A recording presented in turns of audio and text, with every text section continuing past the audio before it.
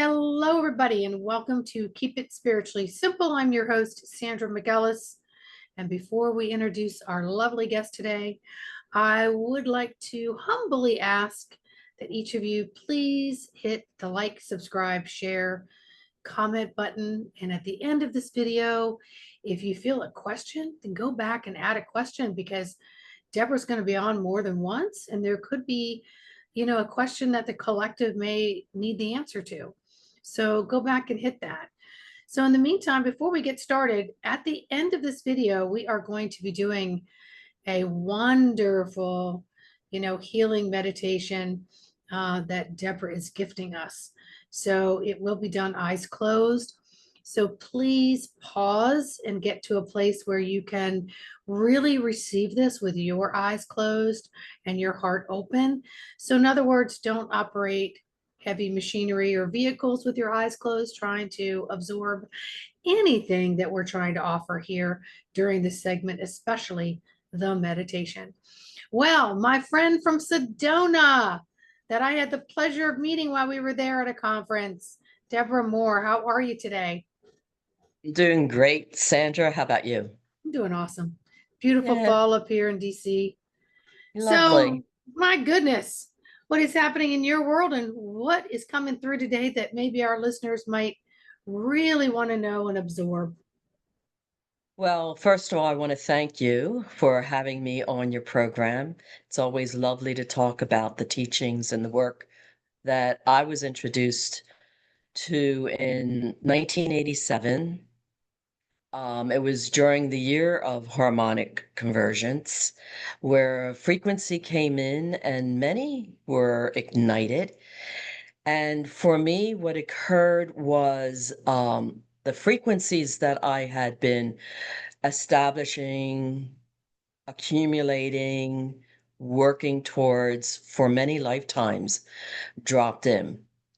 And these are the higher frequencies of light, and many of us are experiencing that depending on when you were born, what your soul contracts are, what your intent for this life has been.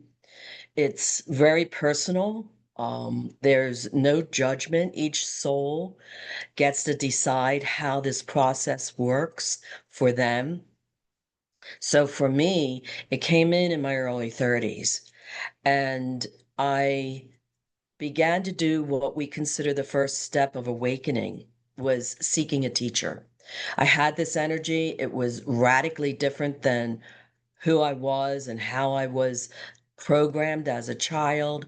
And most of us live out of the conditioning of the world, of the egoic mind in where we are today. And so, in the seeking of the teacher, what I was really doing was seeking how to learn to absorb the teachings, the Dharma that I had built. And I thought it was funny because back in the 80s and 90s, I would say, so what's Dharma? And nobody knew, at least not here in the West. It's is definitely an Eastern philosophy. And if you Google it, it basically says the fundamental order of the universe, one's essential nature, our uh, codes, our moral duties. It's a set of teachings. And the teachings are interesting because in order to build the frequency of the Dharma within our system, we need to understand the teachings and bring them into our bones. For me, it was the absorption of the energy that I already knew. So many of us say, I'm becoming, and rather than I'm learning, because we already know. And that's a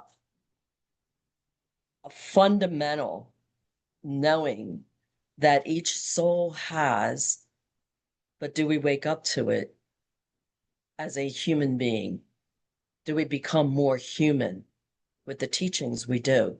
Because that moral code, we walk a path and we look inside. Where are we going with that path? What are we doing? What are our choices? So Dharma. Do you recognize it within yourself? Do you have, and it's not a mind intellectual understanding, it's an energetic beingness. But there's a step, and that's the journey. That's the second step. We seek and we journey. And that journey allows us to begin to decipher between our conditioned mind and our energetic beingness. And people, we are all taught conditioning. We were taught by our parents, by our society. They were taught by their parents, by their society. It's been thousands of years that humans were sealed into the third dimensional thinking. Those born in the 40s and 50s, we became that woke up, we became the bridgers of the two. The more recently born, as I would say, going into the 80s and 90s, you come in with it. We didn't. It came into us. And part of that is because going back to the harmonic convergence, 1987, the fourth dimension was anchored again back onto the earth after thousands of years. Prior to this, we know of the gurus that went into the caves and meditated for 30 years. Why? You couldn't access the multi-universe in the consciousness of a community that was sealed at the third dimension. You had to rise above that energy level and sit within yourself to make the connection. Because the connection is within. The connection is not outside of us. The cosmic law is not outside of us. The cosmic law is waiting for you to invite it in and to honor it. And as you do that, you build up a frequency. Some would say we build up the light body energies. I like to see it in that way because it's a frequency that drops down through the different bodies. And we have an operating system on this planet, and it's called the chakra system and the nadis. And when you open those up and activate those energies, then more and more of it flows into the mind, into the emotions, and into the body. And where there are blocks, well, you have to walk through that karma. You have to resolve and melt away the blocks so that the frequency and the connection between cosmic law and into the physical is established. And how does that work? Well, what are we doing here? Well, we're primal. We're in a primal avatar earth body. You cannot have a 3D experience without a 3D body. And it's not to separate, it's to integrate. And so as we're bringing in cosmic law, higher frequencies of light into the physical body, the body shifts, issues show up. So it's not to run away from our issues. It's not to run away from the feelings we have that we call negative. We've been taught as humans to suppress our negative emotions. And with that, we cause a lot of issues because we now are creating blocks in the subconscious mind to fulfill our suppressed emotions, which most people know as triggers. But let's go back to the journey, to the Dharma, to understanding that many of us and anyone listening to this podcast, you won't listen to this energy frequency. People don't sit and talk with me who aren't on the same path in their own way. And we each do it in our own way. We are different parts of the puzzle, and every one of us is needed to launch the puzzle to make it complete. So many go through issues of not feeling worthy or feeling insecure within themselves, and you are worthy. We all have gifts. The issue is having enough frequency coming into the physical body to turn the gifts on. All the clairs are normal to the physical body. In India, they have an understanding of cities, and the cities only happen when you have enough frequency coming in through the physical body. So the lower cities are the clairs. I'm clear audio, empath. I feel, I see through my feelings. I don't have much visual, but many people are clairvoyant. There's knowing, the clairsentience. So these are normal to the physical body. And these are the spiritual connection to the cosmic law. The higher cities, you may have heard, is bilocation, where you're in two different places at once, handling two different things. Teleportation, which I would love to be able to experience, because there's places in the world I'd like to go and I'd rather not take a plane, and I'd rather not spend 17 hours getting there.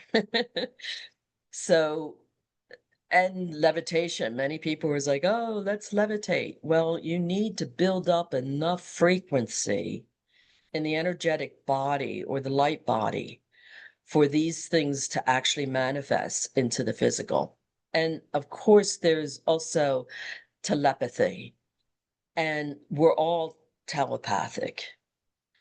I was having a conversation with a couple friends the other day, and one was saying, well, I was having my pedicure done and they were talking in a different language, and I knew they were talking about me and it wasn't kind. Well, how did she know that? She didn't know the language. She felt the energy of it. And when we really have opened up those channels, we can actually get a pretty good idea of what's being said. So there is no hiding.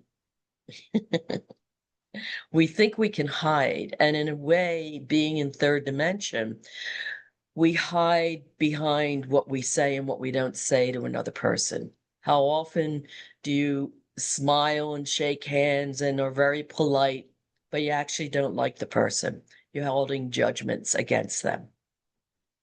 It happens. It's very normal in the current state of awareness or lack of awareness that we're living in right now. And as we become aware, it can be difficult because we have to negotiate the current stream of events.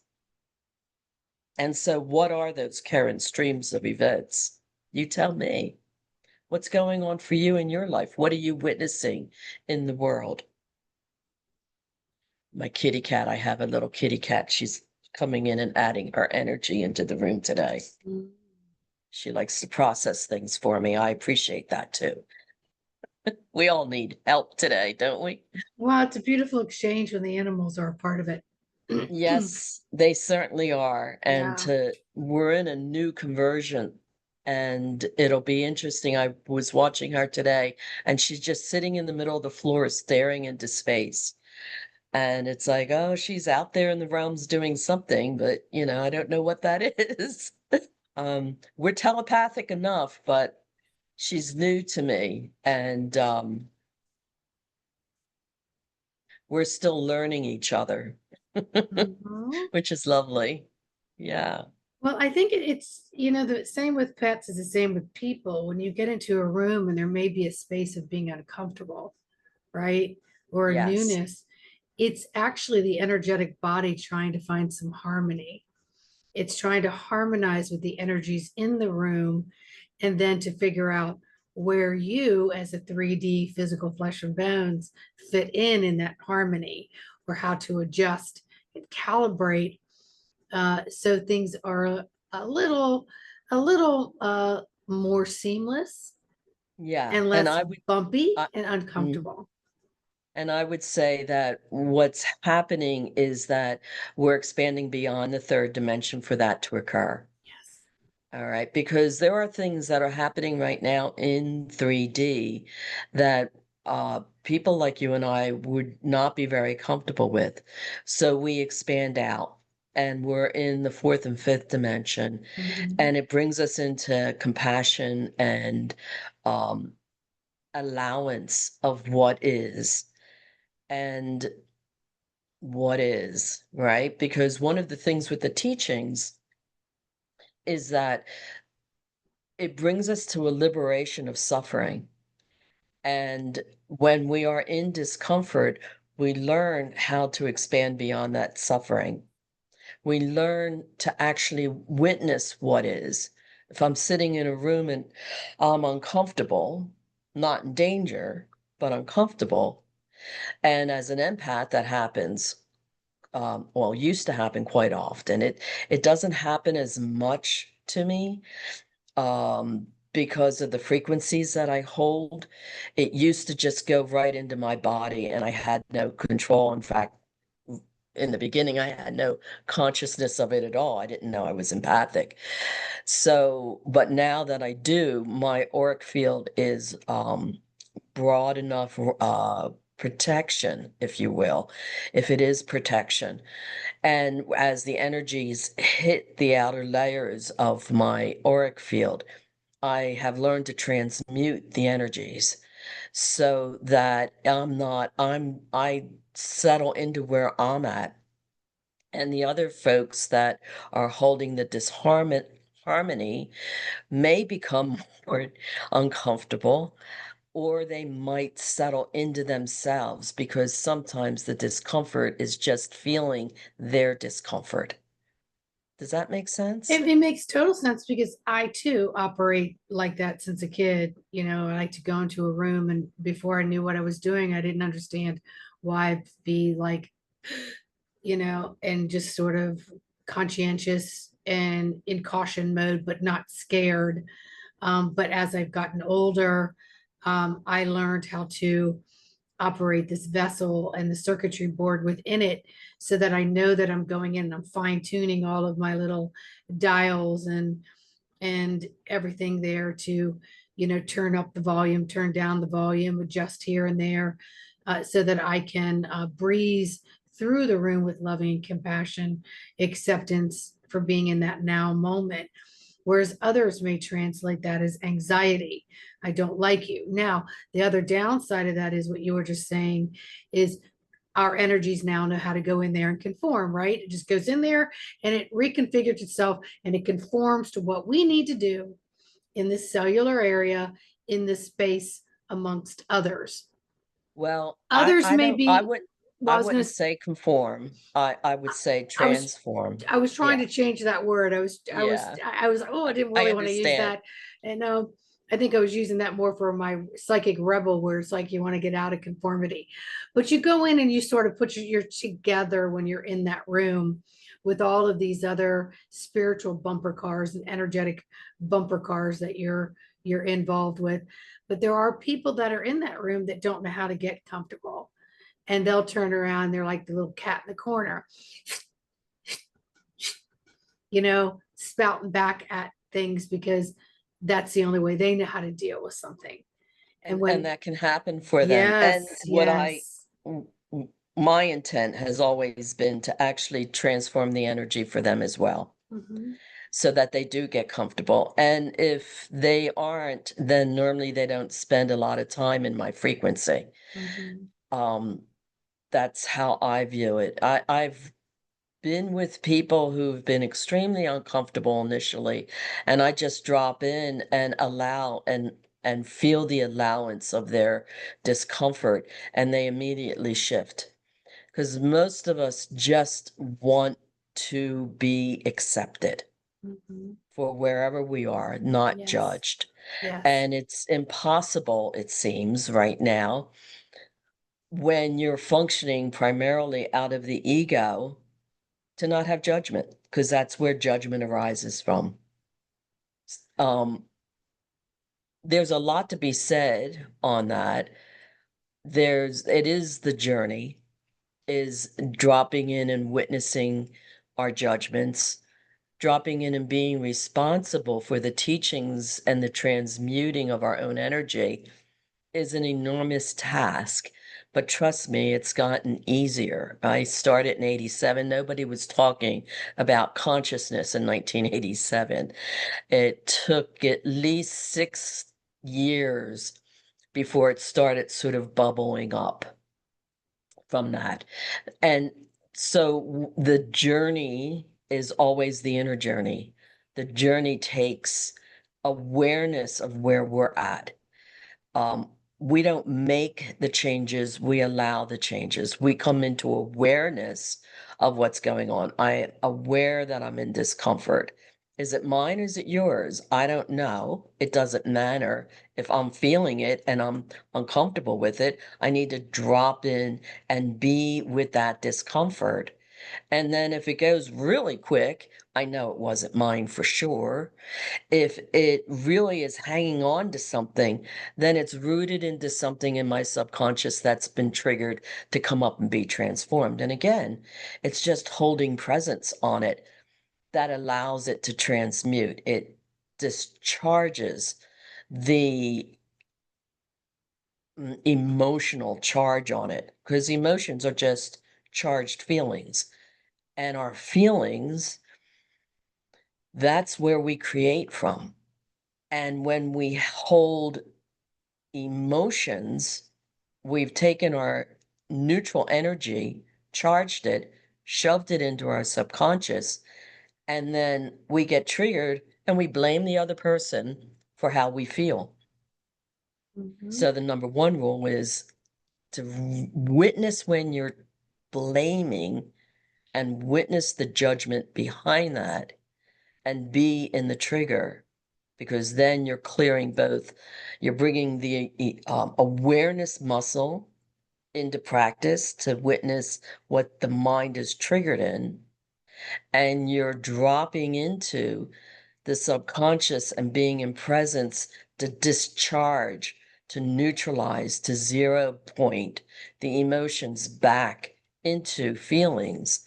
Those neutral feeling energy drops into light body and builds the light body. You're taking the charge out of pain body and putting it into light body.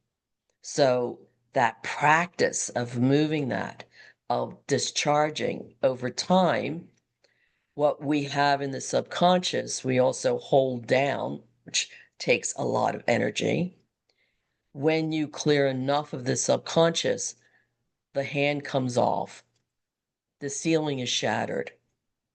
You no longer suppress your emotions, but the suppressed emotions are out, up and out. It takes a few weeks sometimes for that to happen. Sometimes a few days can be volatile, but it leaves, it moves, it transforms. And then we call that an awakened state. You are awoken.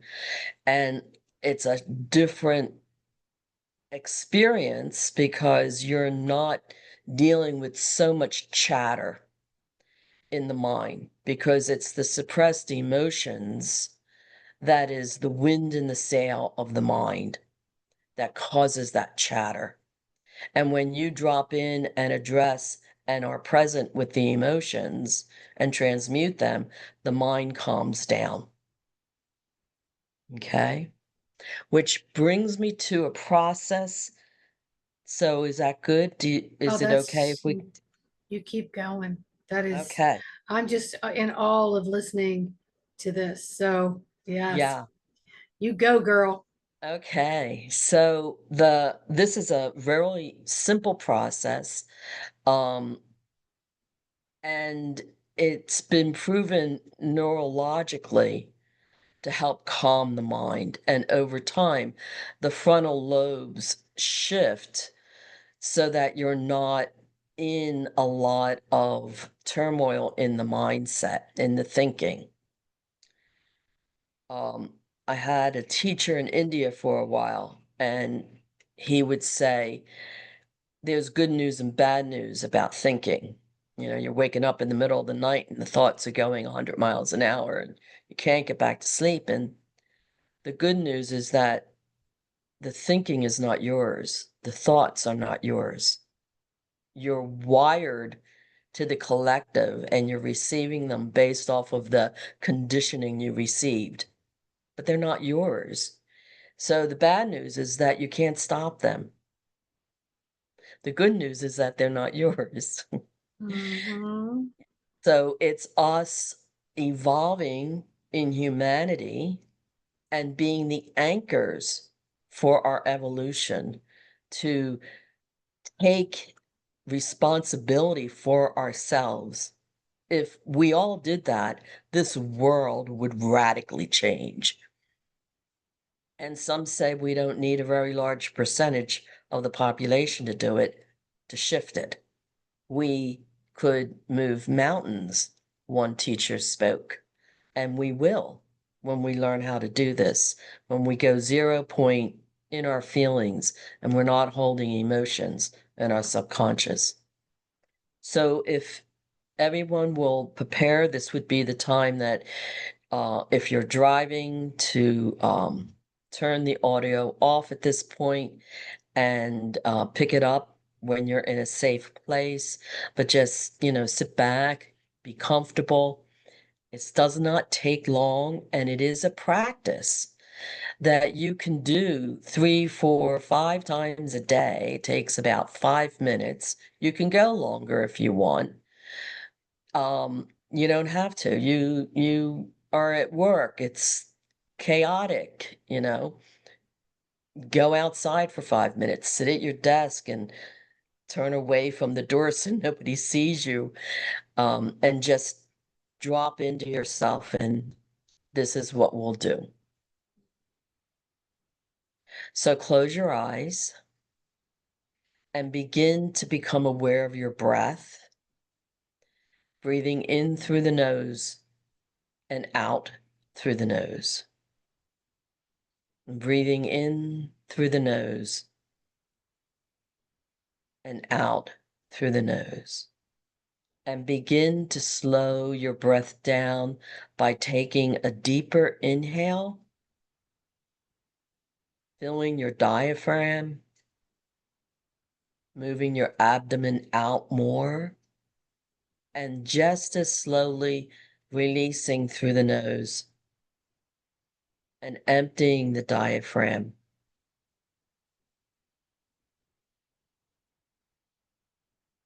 We call this belly breathing. In a slow count, on an inhale of 5 and an exhale of 5.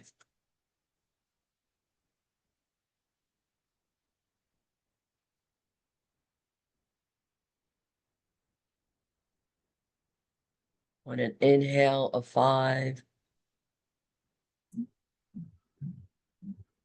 and an exhale of 5.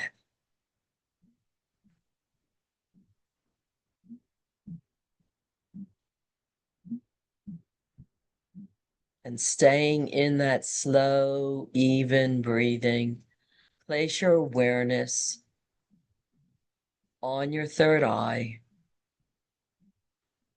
just above the bridge between your eyebrows. Staying with your breath.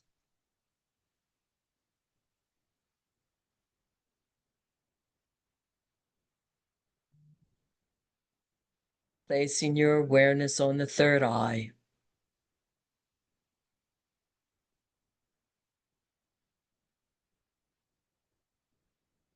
As best that you can, imagine a flame at the third eye. You can think that it's there. You can see that it's there. You can feel that it's there. Whatever method works is how you function and is perfectly correct.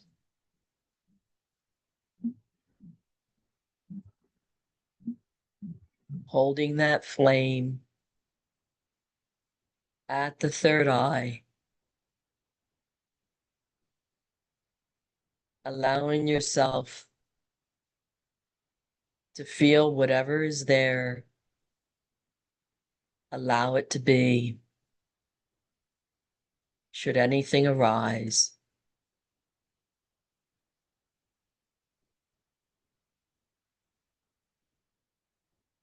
and when you're ready, I want you to invite that flame to move from your third eye back to the center of the brain.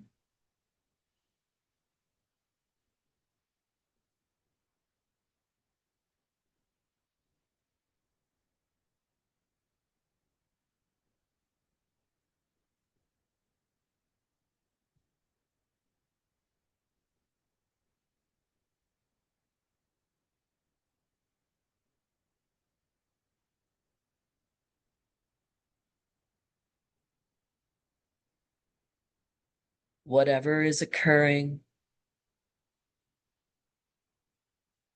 is occurring. There's nothing to do but experiencing that flame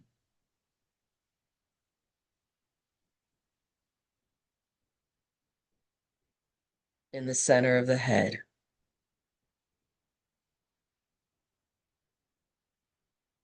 The center of the brain.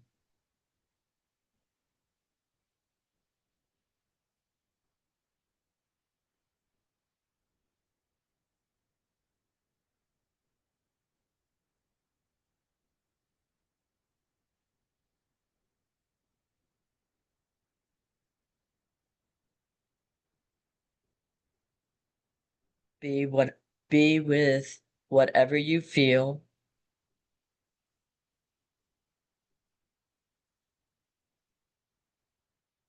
Don't try to change anything. Just be with it.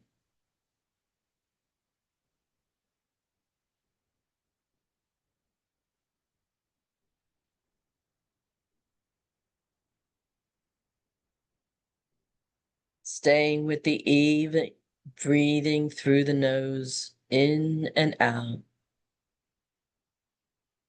Being with the flame in the center of the brain.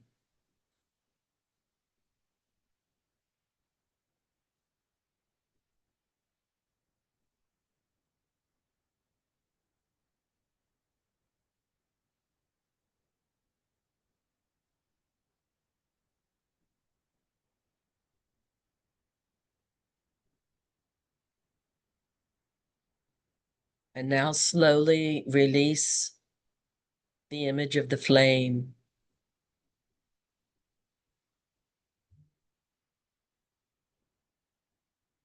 The slow breathing.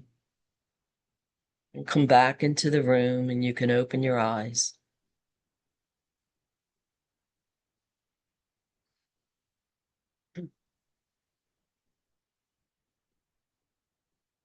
I don't want to come back. I know. But what do That you is, notice now that you're back? What do you feel? well, I went down deep real quick. And when I was moving the flame, you know, into the center of the brain, I almost felt a little bit of the more of my left eye, like almost pulling back, like I could physically feel it. And I didn't feel any heat. I just felt this loving light in the middle of my brain, you know? And I mean, to me, it's such a hit of spiritual dope, you know? Yeah. It's so powerful. And you delivered that with such grace and ease at the same time. It is so unique because it's to, you know, the blueprint of the codes in which you bring it in and the vocals in which you deliver. So I can't wait to go back and listen to this again. It calms the mind. It actually shifts the Yes. chemistry of the brain. And we need all the help we can get right now. There's a lot of intense frequency coming in on the planet, a lot of gamma rays, and it's shifting us where we are mutating in a good way, in an awakening way. But as it quickens the convergence, many people don't understand how to work with transformation, what they need to do inside. And so, and if they're, well, most people have suppressed emotions, they're coming up, and afterwards you're kind of like, what did I just do? And what is the problem? And there is no logical reason. It's just, it's coming up to learn how to transmute. Mm. So for me, I spent a lot of years in corporate America, and I wish I had this process way back when, because a lot of times it's so intense and there's so many things going on at once and huge requirements that this just is a 5-minute break to shift the chemistry of the brain, to calm us down, to reconnect to the inside. And as we do that, life becomes easier. Our understanding of how to move forward with grace and ease begins to occur. So this one is particularly, it is not mine. Um, this was found through neuroscience and introduced through some teachers out of India who are working with people around the world also to really help with the transmutation that we're going through. Yes. And even for those who might not be awakened in the awareness of their awakenedness, we are aware that our nervous systems are constantly on high alert, which is frazzling out every neuron, every system within our body is very stressed to communicate with each other. And so to me, this is more of like, to those who may not want to look at it on a higher spiritual, energetic plane, let's look at it as a pause and a reset to the hecticness that is occurring. And even if it seems like you've got the hecticness under control, if you actually sat and did this exercise, you may find you didn't at all.